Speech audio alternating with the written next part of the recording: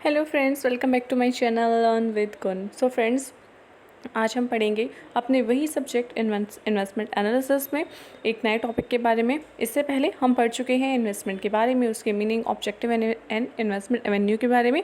So friends, आप जाकर playlist में, इन्वेस्टमेंट एनालिसिस के प्लेलिस्ट में जाकर उन वीडियोस को देख सकते हैं। आज हम पढ़ने वाले हैं इन्वेस्टमेंट, स्पेकुलेशन, गैम्बलिंग, इन तीनों के बारे में। तीनों का मीनिंग क्या है, तीनों के एग्जांपल क्या है, एंड एट लास्ट तीनों में डिफरेंसेस क्या होते हैं। सो फ्रेंड्स, वीडियो पूरी देखना ताकि आपको ये कॉन्सेप्ट जो है वो अच्छे से क्लियर हो जाए, बिकॉज ये इंपॉर्टेंट कॉन्सेप्ट है। जनरली एग्जाम में 8 के 16 मार्क्स में आपसे पूछ भी लिया जाता है। सो चलिए फ्रेंड्स, स्टार्ट करते हैं पढ़ना। इन्वेस्टमेंट। इन्वेस्टमेंट के बारे में हम ऑलरेडी पढ़ चुके हैं, बट इन शॉर्ट में हम उसका मीनिंग फिर से एक बार रिवाइज कर रहे हैं। It refers to the employment of fund on assets with aim of earning income और कैपिटल एप्रिसिएशन। यानी कि सिंपल सी हमने इस पर बात पढ़ी थी। आज आप अपना पैसा जो है वो किसी चीज़ में अगर इन्वेस्ट कर रहे हैं तो किस पर्पज़ के लिए कर रहे हैं? With the aim of earning income, कि आपको कुछ इनकम अर्न हो या फिर आपकी कैपिटल अप्रिशिएट हो, किसी ना किसी ऑब्जेक्टिव से, पर्पज़ से आप इन्वेस्ट करते हैं। ठीक है, आगे देखिए। Sacrificing current income, here this stands for income. Sacrifice कर रहे हैं आप अपनी करंट मनी को, जो भी आपकी करंट इनकम है, फॉर द फ्यूचर बेनिफिट, ताकि आपको फ्यूचर में बेनिफिट हो। आपका आज आपके पास जो आप अर्न कर रहे हैं वो आप उसे आज फिनिश नहीं कर रहे हैं सारा, बल्कि आप उसे जो है फ्यूचर के लिए कहीं ना कहीं इन्वेस्ट करके रख रहे हैं कि जब आपको फ्यूचर में नीड होगी तो आप उसका यूज़ करेंगे। सो ये क्या हुआ?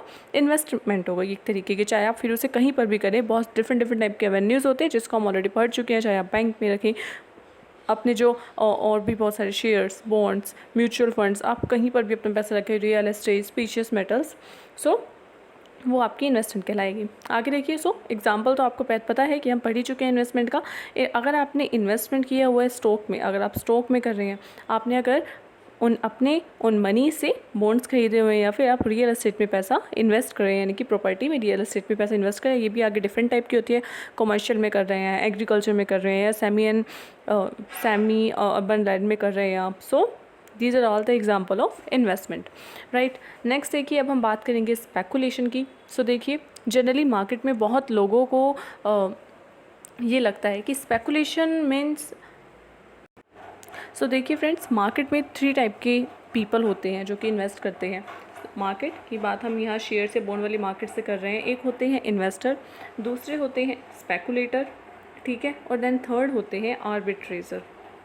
तो इन तीनों का मतलब, अगर आप मार्केट में इन्वेस्ट करने के लिए सोच रहे हैं तो आपको, या कॉमर्स के स्टूडेंट भी है तो आपको पता होना चाहिए इन्वेस्टर का मतलब ऑफकोर्स जो इन्वेस्टमेंट करता है। स्पेकुलेटर का मतलब जो स्पेकुलेशन करता है, जिसके बारे में हम अभी पढ़ेंगे। एंड आर्बिट्रेजर वो पर्सन होता है जो कि आर्बिट्रेज की प्रोसेस करता है, यानी कि वो दो या दो से ज़्यादा मार्केट में जो है वो इन्वेस्ट करता है और एक मार्केट से कम दाम में सेम चीज़ खरीदता है एंड उसे दूसरे मार्केट में जाके सेल कर देता है एंड देन प्रॉफिट अर्न करता है। देखिए, जनरली जो हमारे नॉर्मल पीपल हैं, यानी कि जो फिनेंशियली या ट्रेडिशनल जो उनके कॉन्सेप्ट है, वो क्या कहते हैं कि मार्केट में वैसे इन्वेस्ट करना, यानी कि शेयर से, बॉन्ड से इन्वेस्ट करना, इसका सीधा सा मतलब उनको लगता है कि आप एक तरीके का जुआ कर रहे हैं, या फिर आप हिंदी में कह सकते हैं कि आप सट्टेबाजी कर रहे हैं। बट अगर आप इन्वेस्टमेंट के पर्पज से सोचें, जैसे आप बैंक पे पैसा इन्वेस्ट कर रहे हैं वैसा ही आप शेयर मार्केट में करें, वो भी आपको अच्छा रिटर्न देगी।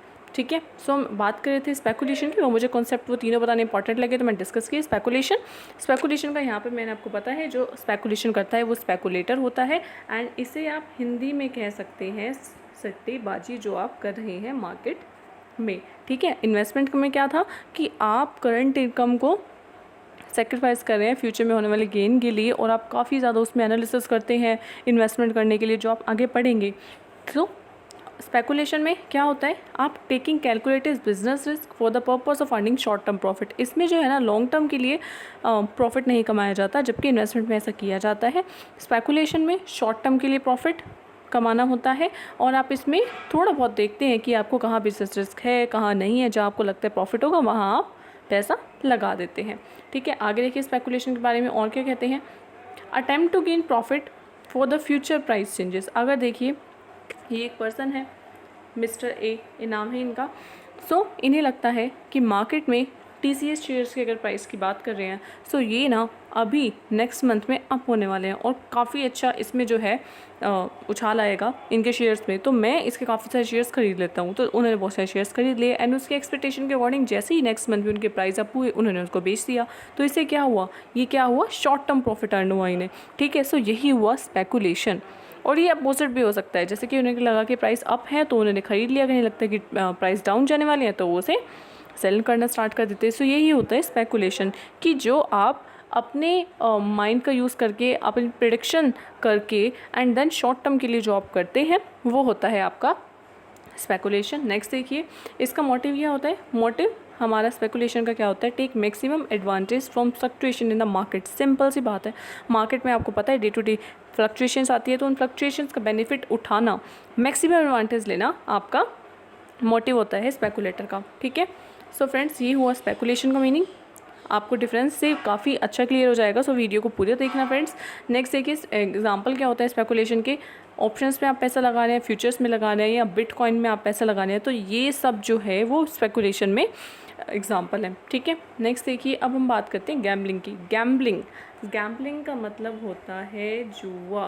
ठीक है, अब तीनों का आपको आई थिंक मतलब से हिंदी मीनिंग से ये आपको क्लियर हो गया होगा कि क्या डिफरेंस होता है तीनों में, इन्वेस्टमेंट, स्पेकुलेशन, गैम्बलिंग में। आगे करेंगे तो अच्छे से क्लियर हो जाएगा। देखिए, taking artificially created risk in a game of chance. आप यहाँ पर एक पर्सन जो होता है, जो गैम्बलर होता है, वो खुद ही जानबूझकर जो है रिस्क को क्रिएट करता है, और वो आर्टिफिशियल रिस्क को क्रिएट करता है। It is a game of chance. ये एक लक का गेम कह सकते हैं। It is a game of chance. जैसे कि दो पर्सन है, क्या किया उन्होंने, एक है, ठीक है, ये है एक मिस्टर ए और ये है मिस्टर बी। इन दोनों में बेट लग गई कि अगर विराट कोहली ने नेक्स्ट गेंद पे छक्का मारा, यानी कि सिक्सर हुआ, 6 उसको स्कोर मिलते हैं, सो ए जो है वो बी को 10,000 रुपीज़ देगा।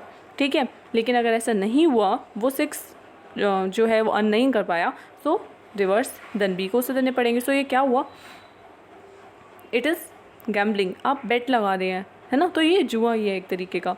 सो यही कहते हैं betting that must result either in a gain और लॉस। अब देखिए कुछ ना कुछ तो होगा, या तो वो 6 रन जो है वो अर्न कर पाएंगे, सिक्सर लगा पाएंगे, या फिर वो नहीं लगा पाएंगे। सो बेटिंग, ठीक है, इससे क्या हो सकता है, ये आपको गेन भी हो सकता है, लॉस भी हो सकता है। दोनों सिचुएशन पे एक ना एक आपको होगा, और ये काफ़ी जल्दी फैसला हो जाता है इस चीज़ का, है ना। So it is a game of chance, purely it is a game of chance. ये होता है आपका गैम्बलिंग। गैम्बलिंग एग्जाम्पल मैंने आपको पहले ही बता दिया है, जैसे कि लॉटरी। आप लॉटरी में पैसा इन्वेस्ट करने हैं, बहुत सारे लोगों की भीड़ में किसी ना किसी एक को तो गेन होगा, बाकी सबको लॉस है। तो सो लॉटरी में, रेस में आप पैसा लगाते हैं, आप ऑनलाइन बेटिंग करते हैं, कैसीनो में आपने देखा होगा, कैसीनोज़ पे जाकर काफ़ी ज़्यादा वहाँ बैटिंग होती है। सो यही हो गया आपका गैम्बलिंग। सो आई होप तीनों का मीनिंग क्लियर हो गया होगा आपको।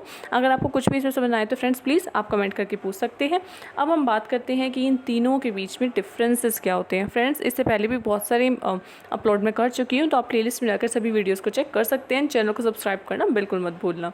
तो देखिए, अब हम आते हैं डिफरेंस पे। डिफरेंस इन्वेस्टमेंट, स्पेकुलेशन, गैम्बलिंग में क्या डिफरेंस है। सबसे पहला हम मीनिंग की बात करेंगे। ठीक है, आपको पता ही है इन्वेस्टमेंट का मीनिंग पुटिंग मनी। क्या होता है इन्वेस्टमेंट का मीनिंग, देखिए, putting money after analysis with expectation of gain. आपको लगता है, आपने एक्सपेक्ट किया है आपको गेन होगा, इसलिए आपने एनालिसिस किया और पैसा उसमें लगा दिया, ये होता है इन्वेस्टमेंट। ठीक है, इन्वेस्टमेंट का मीनिंग। फिर नेक्स्ट आ जाता है स्पेकुलेशन का मीनिंग। क्या होता है, पुटिंग मनी, आपने पैसा लगाया विदाउट एनालिसिस। स्पेकुलेशन में आप कोई ज़्यादा एनालिसिस नहीं करते, इन्वेस्टमेंट में आप एनालिसिस करते हैं, इसमें करते हैं। And without considering return, security, आप कुछ भी नहीं देखते हैं इसमें कि कितना रिटर्न होगा, कितना % होगा, कितनी सिक्योरिटी आपको है नहीं है, इसके अंदर ऐसा नहीं देखा जाता है।